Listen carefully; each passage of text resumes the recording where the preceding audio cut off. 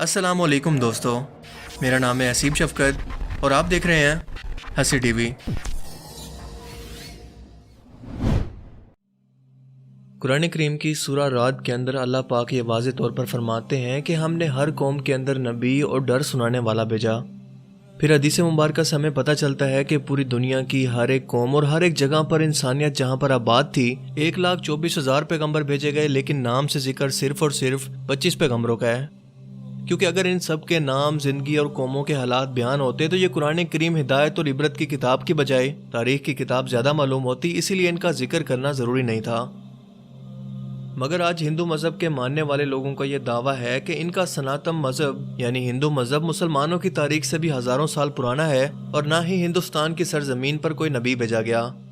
ان کے پاس بھی قرآن کریم کی طرح بھگوان کی طرف سے بھیجی ہوئی کتابیں ویداس کی صورت میں موجود ہیں، جس میں کسی بھی پیغمبر کا کوئی ذکر نہیں۔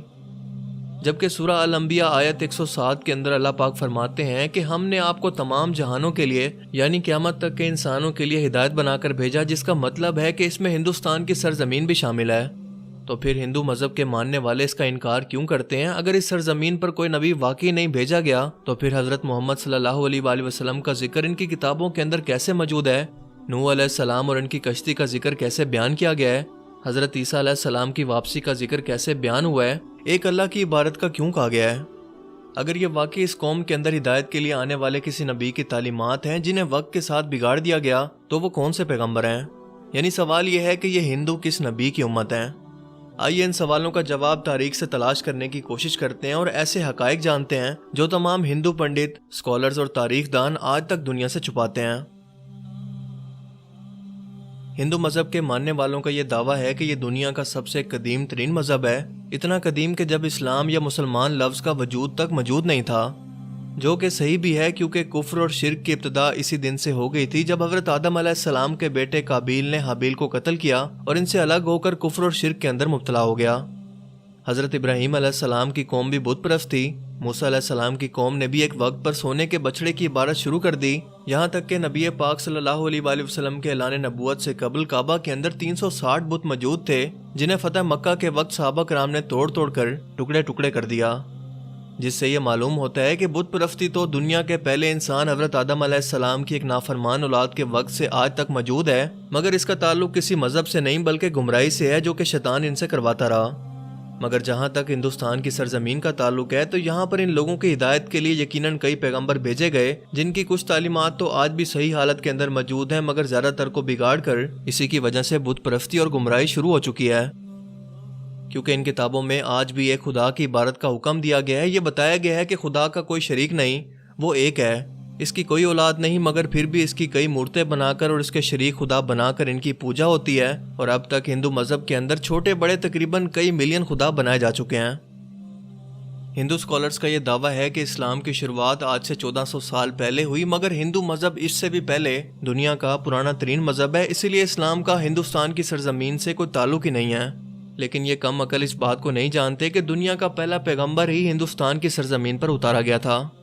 جی ہاں، حضرت آدم علیہ السلام کو دنیا میں اس وقت ہندوستان کی سرزمین سری لنکا کی ایک پہاڑی پر اتارا گیا تھا، جہاں پر آج بھی ان کے قدم کا نشان موجود ہے۔ یعنی سرزمین پر پہلا ہی قدم ایک مسلمان اور پیغمبر نے رکھا، جس کا مطلب کہ اسلام کی ابتدا عرب سے نہیں بلکہ ہندوستان سے ہوئی، کیونکہ مسلمان لفظ کا مطلب ہے اپنی خواہشوں کو رب کے حوالے کر دینے والا، اس کا حکم ماننے والا انسان۔ حیرت انگیز طور پر لفظ آدم بھی سنسکرت زبان کا لفظ ہے، جو کہ ہندوستان کی سرزمین کی زبان ہے، نہ کہ عرب کی زبان، جس کا سنسکرت میں مطلب ہے کہ پہلا، شروعاتی یا اوریجنل۔ اسی لیے آدمی کا مطلب ہے آدم علیہ السلام کی اولاد، جنہیں قدیم سنسکرت کی کتابوں کے اندر سمبوا منو کہہ کر پکارا گیا ہے، اور اگر ہندو کسی طرح سے ان کے وجود سے انکار کرنے کی کوشش کریں تو ایسا بالکل ناممکن ہے، کیونکہ ان کی مقدس کتاب رگ وید اور بھوش پرانا میں آدم علیہ السلام کی تخلیق، فرشتوں کا انہیں سجدہ کرنا، آدم علیہ السلام سے حضرت حوا کی تخلیق، شیطان کا ان دونوں کو بہکا کر جنت سے نکالنا اور پھر زمین پر اتارنے کا ذکر واضح طور پر موجود ہے۔ بھوش پرانا چیپٹر 4 to 7 کے اندر یہ تمام واقعہ بیان ہیں، بالکل ایسے ہی جیسے قرآن پاک کی سورہ البقرہ میں اور انجیل مقدسہ میں بھی۔ متیسیہ پرانا کے اندر لکھا ہے کہ خدا نے آدم علیہ السلام کے جسم کو 2 حصوں میں تقسیم کیا، ایک کو سمبوا منو یعنی آدم اور دوسری کو فیمیل یعنی شترو پاکا بنایا، جنہیں مسلمان حضرت بی بی ہوا کے نام سے جانتے ہیں۔ جس کا مطلب اگر ان تینوں دنیا کے سب سے بڑے مذاہب کے اندر ایک جیسی چیزیں موجود ہیں تو ان کا سورس بھی ایک ہی ہونا چاہیے، یعنی ایک خدا۔ سری لنکا کی سرزمین سے ہندوستان کی سرزمین کو جوڑنے کے لیے قدیم ترین قدرتی برج آج بھی ہزاروں سالوں سے پانی کے درمیان موجود ہے، جس کا بننا کوئی اتفاق نہیں ہے۔ اس کے بعد سب سے اہم سوال یہ ہے کہ اس ہندو سرزمین پر کس پیغمبر کو بھیجا گیا ہوگا؟ کیا اس بارے میں ہمیں تاریخ میں کوئی شواہد یا ثبوت ملتے ہیں؟ سب سے پہلی بات کہ ہندو نام کا کوئی مذہب تاریخ کے اندر کہیں پر موجود ہی نہیں ہے، اور نہ ہی ہندو مذہبی کتابوں میں، اور نہ ہی کوئی اور آسمانی کتاب مثلاً تورات، زبور، انجیل کے اندر اس کا کوئی ذکر موجود ہے۔ بلکہ دریائے سندھ کے پاس رہنے والے، سندھو ندی کے قریب رہنے والے لوگ اپنے علاقے کی نسبت کی وجہ سے نام کو بگاڑ کر ہندو کہلائے جانے لگے، جبکہ اصل میں ان کا یہ مذہب سنسکرت کی زبان کے اندر ہندو نام سے نہیں بلکہ سناتن دھرم کے نام سے تاریخ میں موجود ہے، جس کا عربی میں مطلب ہے مذہب پر قائم رہنے والا، جس کا بالکل ایسا ہی مطلب قرآن کریم کی سورہ روم کے اندر بھی موجود ہے، جہاں پر اسلام کو ہمیشہ باقی رہنے والا دین کہا گیا ہے، یعنی سناتن دھرم کا مطلب ہی مذہب اسلامی ہے۔ تاریخ کے حوالوں اور مضبوط دلائل سے یہ پتہ چلتا ہے کہ یہ وید کسی اور پیغمبر پر نہیں بلکہ آدم ثانی یعنی حضرت نوح علیہ السلام پر اتارے گئے، جس میں انہیں مہا نوح کہا گیا ہے۔ ویدوں میں پیغمبر اور عظیم شخصیات کے لیے منو کا لفظ استعمال کیا گیا ہے، لہٰذا نوح علیہ السلام کو بڑے سیلاب والا منو کہہ کر بیان کیا گیا ہے، اور ان کی کشتی سے لے کر سیلاب تک کا تمام واقعہ تفصیل سے موجود ہے، جیسا کہ قرآن کریم کی سورہ ہود میں اور بک آف جینیسس چیپٹر 7 کے اندر بھی یہ بیان ہے۔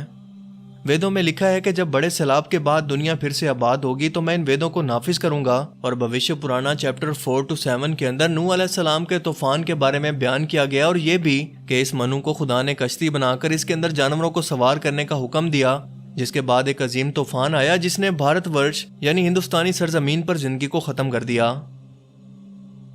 لفظ نوح سنسکرت زبان کے اندر بھی موجود ہے، جس کا مطلب ہے بوٹ یعنی کشتی والا، وہی مطلب جو کہ عربک زبان کے اندر ہے۔ اس دوران یہ ویداس فیوچر کے بارے میں بیان کر رہی ہیں کہ کیسے ایک بڑا طوفان آنے والا ہے اور کیسے ایک بار پھر سے انسانیت کی شروعات ہوگی، اور ویداس میں نوح علیہ السلام کو کل 74 جگہ پر نام کے ساتھ بیان کیا گیا ہے۔ فرانس کے ایک رائٹر A.J.A. ڈبوئس نے ہندو مذہب اور روایات کو 40 سال تک پڑھا اور بتایا کہ طوفان نوح کے بعد ہندوستان کی سرزمین ایک صحرا کی طرح تھی جسے آباد کیا گیا، اور خود ویداس بھی بار بار نوح علیہ السلام کو ہی مخاطب کر کے ان کے واقعات بیان کر رہی ہیں، جس کا مطلب کہ ہندوستان کی سرزمین اور نوح علیہ السلام کے درمیان ایک تعلق موجود ہے، اور طوفان نوح کے بعد جن ویداس کو نافذ کرنے کا بیان کیا گیا تھا وہ حضرت نوح علیہ السلام کی ہی تعلیمات تھی، جو اس طوفان کے بعد اس ہندو سرزمین پر ان کے ایک بیٹے کی نسل سے آگے پھیلنا شروع ہوئیں، جس کے بعد اس قوم نے گمراہ ہو کر بت پرستی کرنی شروع کر دی، کیونکہ تاریخ کے حوالوں سے ہمیں پتہ چلتا ہے کہ نوح علیہ السلام کی قوم کے جیسے دیوی دیوتاؤں کی پوجا کرنے کا تصور دنیا میں کہیں اور موجود نہیں تھا۔ قرآن کریم میں نوح علیہ السلام کی قوم کو سابی کہا گیا ہے، جو کہ عراق کی سرزمین کو کہتے ہیں، جہاں پر حضرت ابراہیم علیہ السلام پیدا ہوئے، جن کی قوم یہی مشرک تھی، جنہوں نے نوح علیہ السلام اور ان کے درمیان آنے والے تمام نبیوں کی تعلیمات کو یا تو بدل دیا تھا یا پھر بھلا دیا تھا، اور انہی بتوں کی پوجا کرتی تھی۔ اس کے علاوہ یہ فرشتوں کی بھی عبادت کیا کرتے تھے، اسی لیے خدا کے ساتھ ساتھ ان لوگوں نے فرشتوں کی مورتیاں بنا بنا کر انہیں بھی خدا کا درجہ دینا شروع کر دیا، بالکل ایسے ہی جیسے ہر بڑے کام پر اللہ تعالیٰ نے فرشتے مقرر کیے ہیں اور وہ اپنے ہر بڑے کام کے لیے اللہ تعالیٰ کی طرف سے پابند ہیں، اسی طرح سے ان لوگوں نے ہر کام کروانے کے لیے ایک الگ الگ خدا مورتیوں کی صورت میں بنا لیا۔ یہ لوگ ستاروں اور آگ کے بھی پجاری تھے، اسی لیے آج بھی ہندو قوم ستاروں کے علم کے اندر اتنا یقین رکھتی ہے اور آگ کی بھی پرستش کرتی ہے، اسے مقدس جانتی ہے۔ مگر سب سے اہم سوال یہ ہے کہ یہ سب جان کر بھی اور اپنی کتابوں کے اندر واضح طور پر ایک خدا اور پیغمبروں کی تعلیمات کو واضح طور پر دیکھ کر بھی ہندو قوم اس کا انکار آخر کیوں کرتی ہے؟ کیوں نہیں مانتی کہ اللہ تعالیٰ کے وعدہ کے مطابق ان کی قوم کے اندر بھی اللہ کا پیغام اتارا گیا، انہیں بھی ڈر سنایا گیا؟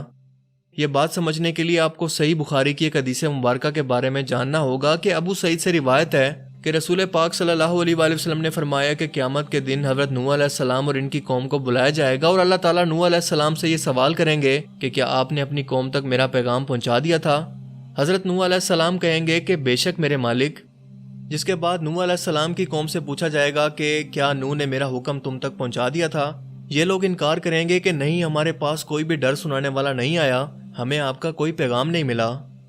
اللہ تعالیٰ نوح علیہ السلام سے فرمائیں گے کہ آپ کا گواہ کون ہے؟ وہ فرمائیں گے کہ حضرت محمد صلی اللہ علیہ وآلہ وسلم اور ان کی امت۔ پھر تم لوگوں کو پیش کیا جائے گا اور تم لوگ گواہی دینا کہ نوح علیہ السلام نے اپنا پیغام یا اللہ کا حکم پہنچا دیا تھا۔ جس کے بعد نبی پاک صلی اللہ علیہ وآلہ وسلم نے سورہ البقرہ کی آیت 143 پڑھی کہ اور اسی طرح سے ہم نے تمہیں امت وسط بنایا، یعنی درمیانی امت بنا دیا، تاکہ تم لوگوں پر گواہ رہو اور رسول تم پر گواہ رہیں، جس سے یہ ثابت ہوا کہ یہ ہندو قوم کبھی بھی اپنے نبی نوح علیہ السلام کی تعلیمات یا کسی اور پیغمبر کو تسلیم نہیں کریں گے، اور ہندوستان کی سرزمین کا اصل مذہب اسلامی تھا جو کہ بگاڑ کی وجہ سے اپنی اصل شکل کو کھو چکا ہے۔ آج یہ ہماری ذمہ داری تھی کہ ہم ان لوگوں تک اللہ کا پیغام صحیح حالت کے اندر پہنچاتے، کیونکہ ہمارے رسول کو تمام جہانوں کے لیے رحمت بنا کر اور ڈر سنانے والا بنا کر بھیجا گیا۔ اب قیامت تک کیونکہ کسی رسول یا پیغمبر نے نہیں آنا، اس لیے اب یہ کام امت مسلمہ کے ذمہ ہے، جن سے قیامت کے روز اس بارے میں سوال کیا جائے گا۔ ڈاکٹر ذاکر نائک اور احمد دیدات جیسے لوگوں نے موجودہ دور کے اندر اس کی بہت کوشش کی اور کافی حد تک اپنی تحقیق سے لوگوں کو مسلمان بھی کیا، انہیں لاجیکلی طور پر حقیقت تک پہنچانے میں کامیاب رہے، مگر افسوس کہ ہمارے ملک پاکستان میں فرقہ واریت سے بھرا ہوا دین اس انداز کے اندر موجود ہے جو کہ ہم پوری دنیا میں تبلیغ کے طور پر پیش کرنے کے قابل نہیں ہیں، کیونکہ آج کا مسلمان تحقیق کے معاملے میں اور علمی میدان میں دنیا سے بہت پیچھے رہ چکا ہے۔ اللہ تعالیٰ ہمیں سمجھنے کی اور عمل کرنے کی توفیق عطا فرمائے، آمین۔